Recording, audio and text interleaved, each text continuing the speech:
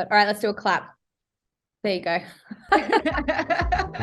Welcome to episode 21 of the Staying Alive and Rich podcast with me, Maria Ugranovsky, your host. Today we're catching up with Dara Lawson, aka DJ Tigerlily, to talk about plant-based foods, animal rights, cleaning oceans, and blue burgers. Yep, you guys heard me. We're talking blue burgers, so we're going to get straight into it. So let's start with your vegan journey, because I did read that you've been vegan for just over 6 years. Yes. So how did that come about? So it kind of came about through really like personal health reasons, which I feel like happens for a lot of people, as we were kind of just briefly speaking about off air. My gut problems were really bad, and I was having a lot of issues with energy, digestion, putting on weight, skin problems, bloating, yada, yada, you name it. I kind of had it. But I was working with a gastroenterologist, and I looked, I still looked healthy enough. And he actually didn't really believe me. He was like, "Oh, you look fine." And so it was like, took quite a bit of convincing for me to get him to do all the comprehensive testing to figure out what was going on.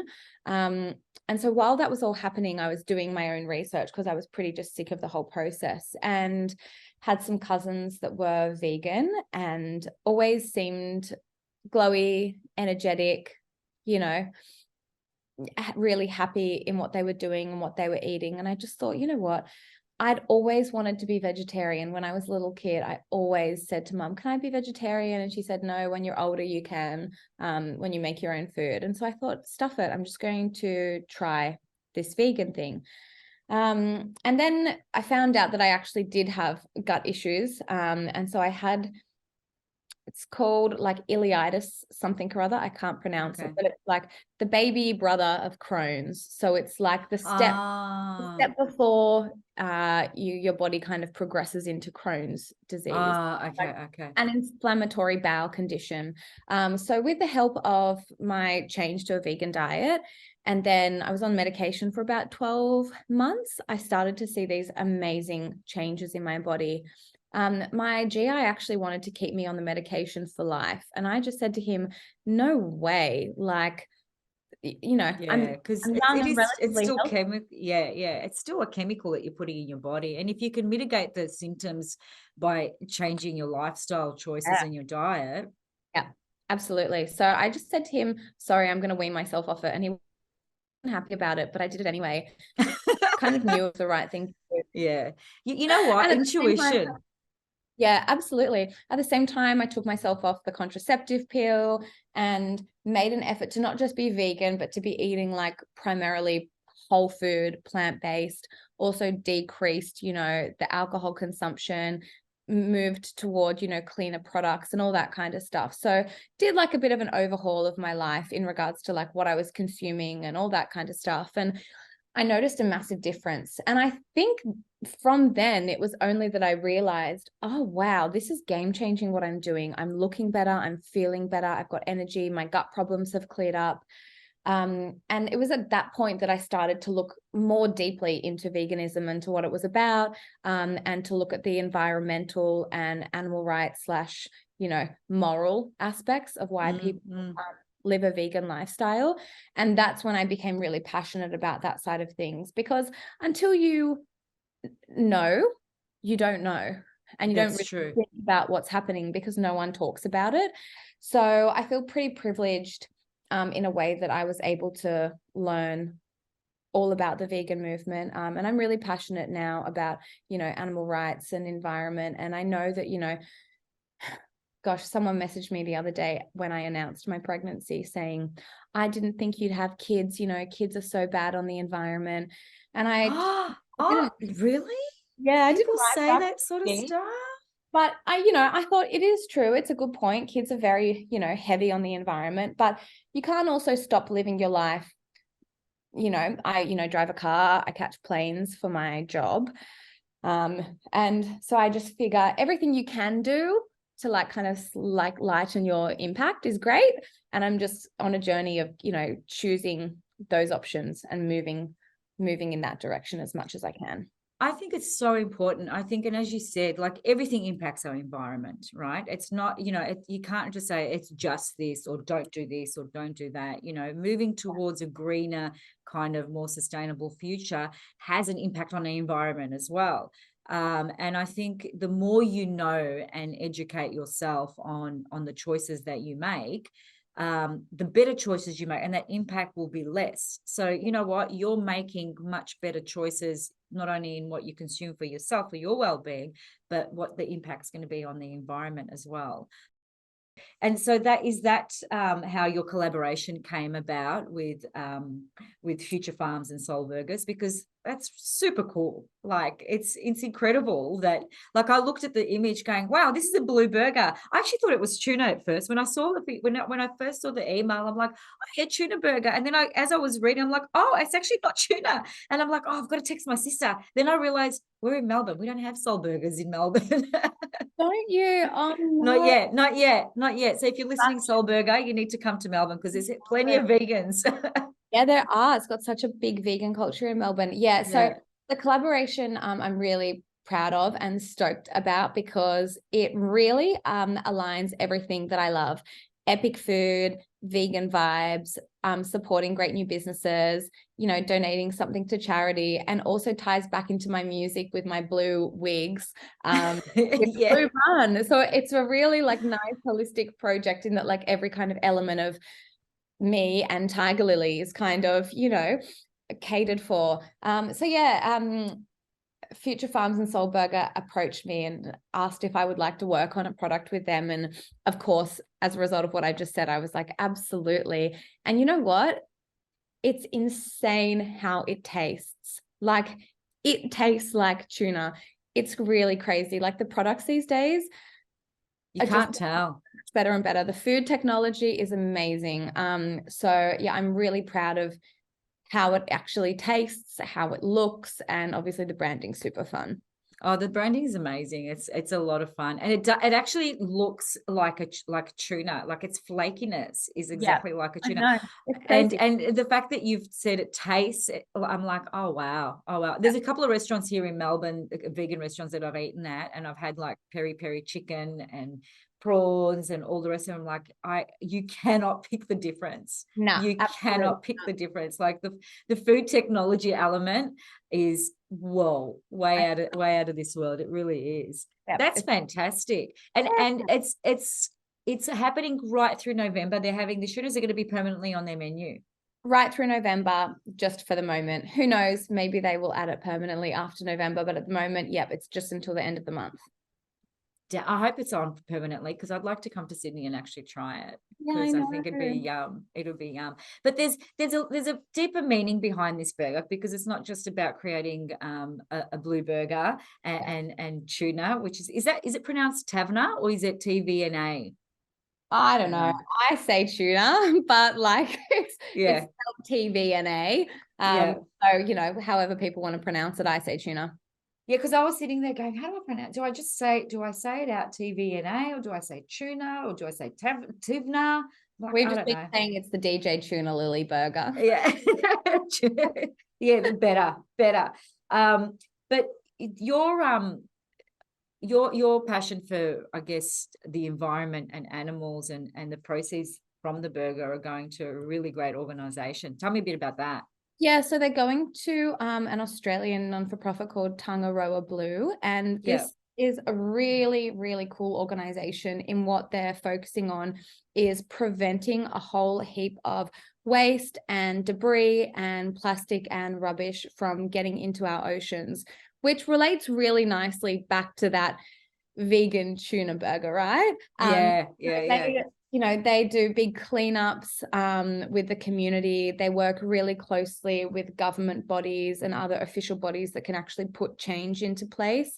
And they also work with Indigenous people from Australia and New Zealand, working with them in regards to, ocean management and sustainability and things like that. So for me, it felt like, the perfect organization to donate a percentage of the profits to, especially considering it is a blue vegan tuna burger. It's where the blue comes from. Yeah. Yeah. And of course, you know what? There's so much. We've done a few features on Casper about obviously microplastics and debris that goes into the oceans, and what some companies are doing to take the plastic away and recreating products from old plastic, recycling, and all that sort of stuff. It's incredible how much plastic and debris does go into our ocean. So to be able to support an organization like this is super, super important. Their work is like so valuable, especially today. They're saying that like by 2050, there's going to be more plastic in the ocean than fish, which is like really scary, especially, with me being pregnant at the moment and thinking about children and what type of world I'm bringing them into.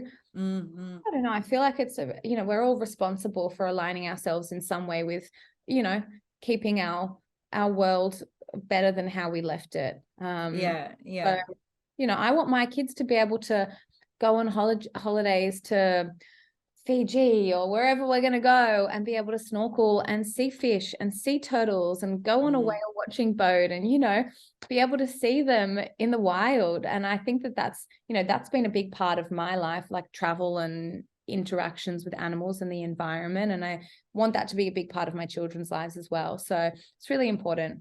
Yeah, I agree. I think we all have a responsibility. And I also think, it doesn't need to be overwhelming. A lot of people say to me, oh, but there's so many things to think about. It's so overwhelming. And what if you can't? And it's like, the 1%ers count. And, it's a cumulative, if you, rather than buying a coffee, in a takeaway coffee cup, take your keep cup or take your bottle of water, like all those tiny little things, they do make a difference. There's, how many billions of people on the planet. And if we all kind of did those little 1%ers, oh my God, I know. there'd be so, we could save so much. And There's the impact would be small huge. things that you can do that don't really affect your everyday life that really can make a big difference, especially, if everyone is doing it. Oh, 100%, 100%. And I mean, a lot of our stuff is centered around fashion in the magazine. And, and I'm very passionate about incorporating a lot of sustainable brands that use sustainable products, that use recycled plastics and make fabrics from that and produce collections from that, as a way of, taking that, the rubbish out and not, putting it back into the ocean or the environment. So there are little things that we can do, 100%. Yeah. All right. Now, so the last couple of questions are pretty easy. So I love how plant food has become more mainstream, and obviously with the group, with Soul Burgers, they're a franchise. Are you looking at doing any more collaborations? Yeah. We have a lot of cool, fun projects on the horizon. There's always lots of things bubbling away. I have actually a separate Instagram page called Our Soul Purpose, where we do collaboration with sustainable and or vegan and or environmentally conscious brands all the time. And what we do with those collaborations, how it works is they pay a fee for me to create content on my social media, and then we donate that fee directly to different charities and non-for-profits and organizations that are based on environment, animal rights, all these kind of things.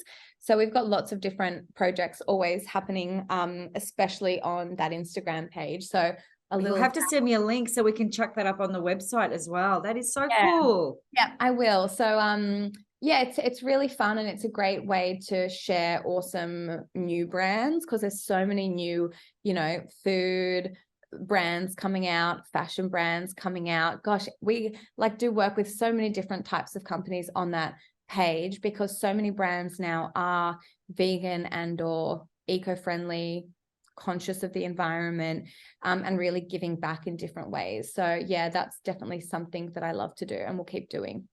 What's the Instagram page? It's called Our Soul Purpose. Our Soul Purpose. Okay. Yeah. That's fantastic. Well, we'll have that up on the website so people can start following that one too. I love that. That is so cool. So cool. I love that. So staying on that vegan theme, and you mentioning other brands. So what is your favorite vegan beauty products, if I can ask that? So in regards to skincare, I am obsessed with this one brand called Derma Visuals.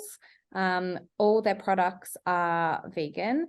And after years of searching for things that worked for my skin, I finally found these products that I just love. They're kind of hard to get their hands on because they're bespoke products, and a lot of them are made by your facialist for you, depending on what your skin needs. So they're all quite bespoke, but they are stocked kind of all around Australia in a whole different, number of, beauty therapists, places and things like that. So yeah, Dermavisuals and they're vegan and animal cruelty and all that sort of stuff. Yeah, that's fantastic. Yeah, they're so great. I have to look into that. I'm gonna write that one down. And there's so many cool Instagram brands out there with this like epic, branding and things. Their packaging is very simple. It's plain white with really plain text, but their products really, really, really work. And they're pregnancy safe, all that kind of stuff, which is great. There's no necessarily hard things coming in and doing really hectic things to your skin, which I love. It's amazing because when you're pregnant, you actually start thinking more about the topical things that you put on yourself. I know before I had the kids, I didn't really care. I'd be like, yeah, whatever. And then as soon as I got pregnant, I remember going, oh, it has to be vegan. It can't have this in it. It can't have that in it. It was all these things. And back then, I mean, my oldest son is 21 now. So 21 years ago, that we didn't have the array of products that we have today. It was really, really hard to find a good vegan, natural-based products for your skin and your body. Something that I started looking into before we started trying for a baby was fake tan, because I fake tan all the time. I'm very pale naturally, and I don't like to lie in the sun, but I like to be tanned. Yeah. All the fake tans are full of crap, like really full of crap.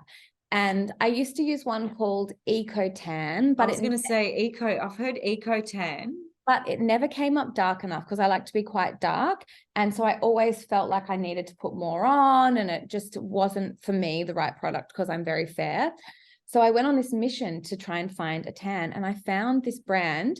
They're like still a pretty small company, but they're just amazing. They're called 3 Warriors. They're from Tasmania. Oh, I know them. And vegan, cruelty-free, organic, no SLS, phthalate, paraben, all that list. I don't know what that list is, but all of those things. All those naughty things that they put in products, stabilizers, acidity regulators, and all that sort of stuff. Yeah. And it is so dark and so effective.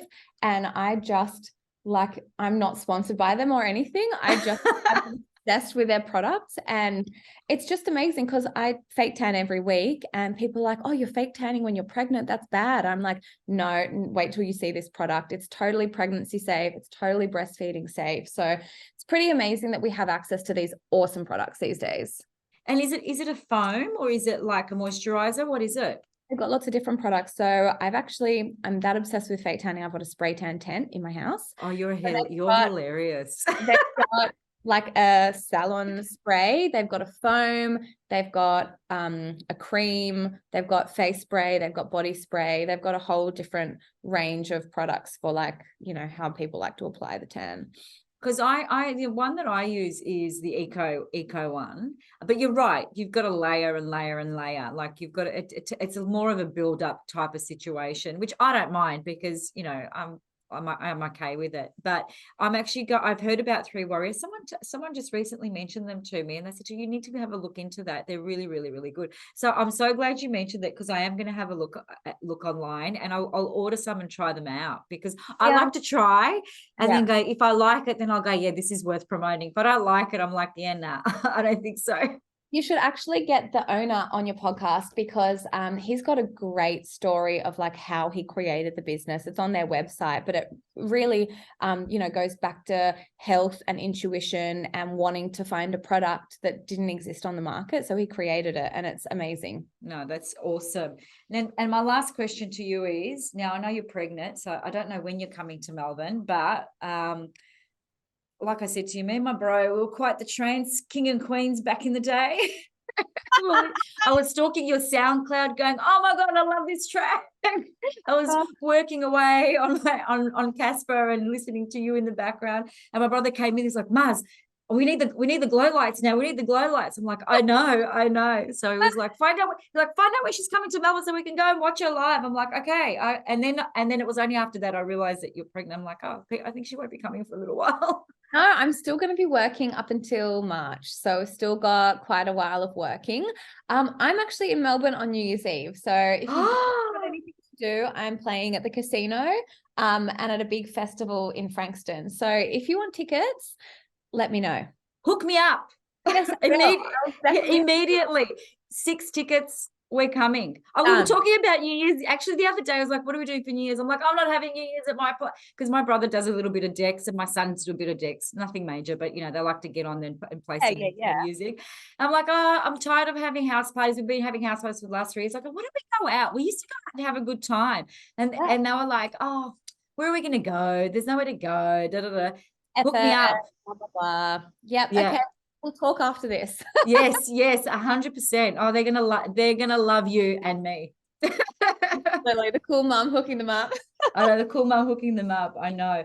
But I think that's kind of, we've covered all our questions, and it's been such a pleasure to talk to you. And it's been so great, and I appreciate your time so much because I know you're incredibly busy. And I wasn't sure with Olivia when she said, oh, well, let's do a podcast. I'm like, oh, is she going to be able to do one? What if she's got so many things going on, touring and all the rest of it? I know the life of a DJ is really crazy busy, but I'm so grateful that you took the time to have a chat to us about Blue Burgers, Soul Burger, and Future Farms, and the amazing work they're doing, and the amazing work of the Tarangawa Foundation. Did I say that correctly? Tangaroa Blue. Yeah, it's tricky. Tangaroa. I'm not sure if I'm getting it right, but I think it's Tangaroa Blue Foundation. And I think the work that you do in promoting a different lifestyle, a new way of life, and having people become a little bit more conscious of what they're consuming, and even if you're not a vegan, go and try it. You're going to support something that's really good anyway. Yeah, totally. Their food is so good. You'll love it. My husband and he loves Soul Burger. So really? Oh, that's good. That's good. Get there. I know. I'm looking forward to Soul Burger coming to Melbourne. Hint, hint. You need to come. We've got a massive, I was trying to find the statistics the other day before the podcast to see how many vegans we've got in Melbourne, because I feel like pretty much most of my friends are vegan, or, a vegetarian. Yeah. I've got a few pescatarians in there. But I think, there's a massive, it's on the rise, the vegan community in Melbourne. So there's definitely scope for them to come here. I can tell you where to go. They're all in Fitzroy, Brunswick. They're all there. Yeah. There's a few in St Kilda, but they're all there. Yeah. The vegan hub. The vegan hub. But so thank you. It's lovely advice, and thanks for your time today. It's been just so lovely to chat to you.